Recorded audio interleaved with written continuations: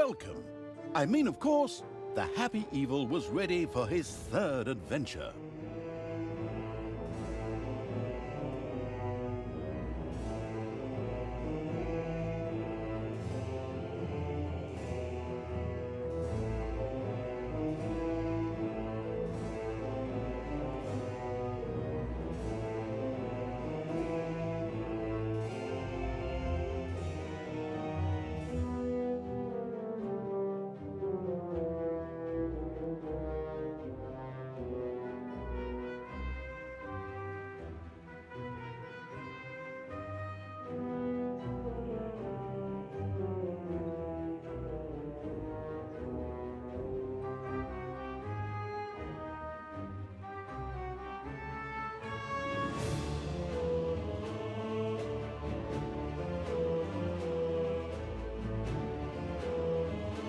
Ah, the still learning the ropes evil had decided to try the excellent tutorials. Good choice. In this childishly simple introductory mission, it would learn the basics of dungeon management. Things like digging, building rooms, and hiring and firing creatures. Everything a novice evil needs to know. First of all, it admired the center of its power, the dungeon heart. This, if possible, should never be broken, as that would lead to an inglorious and permanent end to the definitely wanting to avoid this at all costs evil. Naturally, the most important resource for any evil genius was gold. One can make the best things out of the glittering metal, and nary a creature was going to let the absolute evil hire it and push it around without a coin or two. Sad, I know, but that's the way the cold, hard, capitalist world of evil works. Although a little gold could also be stored in the dungeon heart, the little snots, the strange name giving evil's workers, had to travel long distances to do so. It made much more sense to build a treasury nearby. The fast-learning evil immediately began doing so.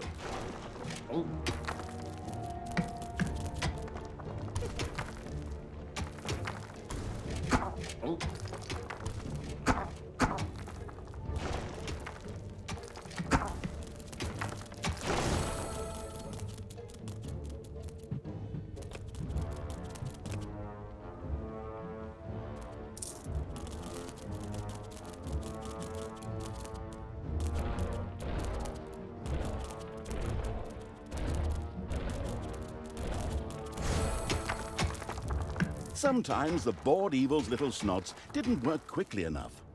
That was the time to give them a hearty slap with the hand of terror. Naturally, this had to be done immediately.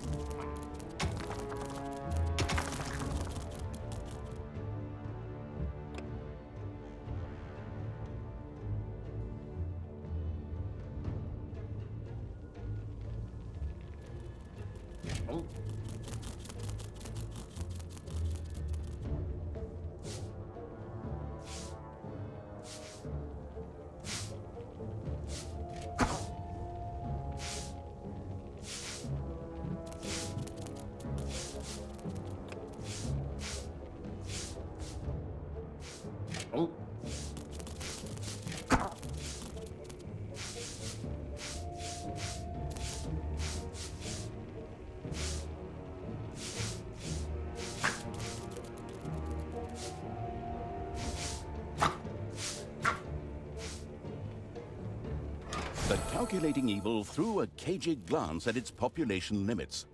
These were divided into little snots and creatures. As opposed to creatures, little snots did not have to be hired separately, but were always regenerated up to the maximum limit. And so it was that, unfortunately, creatures were a little more demanding than the miserable little snots. A hideout would have to be researched before creatures such as goblins and orcs could be hired. As loyal as the little snots were, they were unable to fight and took to their heels in panicked flight at the first sight of an enemy. Sighing, the unscrupulous evil set about providing a hideout.